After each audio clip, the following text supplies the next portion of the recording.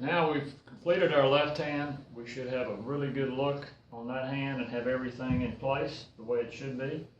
Have a good V. We have a good situation as far as how we're holding the club and where the club is actually held within the hand.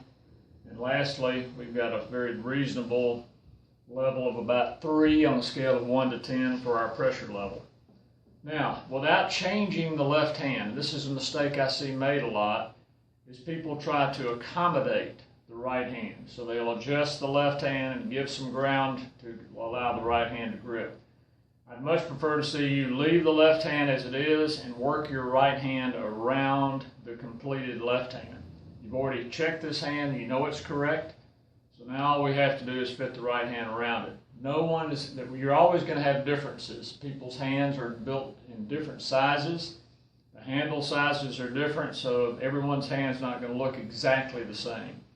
But here's step by step what we're going to do. We're going to start with a small finger. We're going to place it behind that forefinger. That's what we call basically a standard overlap grip. Now we're going to place the hand in such a position that these middle 2 fingers get a nice hold. The club is held in the fingers, as you can see. So we'll wrap those 2 fingers around the golf club next. Lastly, the forefinger is going to have a slight trigger or a slight separation between the forefinger and the middle 2 fingers. So now we're going to have that finger gripped next. And then lastly, we're going to wrap the rest of the hand around the golf club. Now here's an important step, and we're going to kind of do a little close-up here. Make sure that you have the left thumb, the length of that left thumb, fitting into the pocket or the cavity of your right hand. So you've got your 4 fingers gripped and they're completed. Now we're simply going to wrap the rest of this palm around that left thumb, envelop that left thumb just like you see me doing it here. And now from a frontal view, this thumb is going to drop down and be on the left-hand side of the handle as I look at it.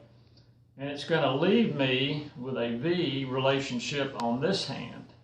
Got a V here, just like we had on the other hand that we discussed a few minutes ago. Now we're going to make sure that our 2 V's match, that they're parallel to each other, and that when the club is suspended in front of me, it's pointing straight away from me, that these 2 V's go right up and over my right shoulder.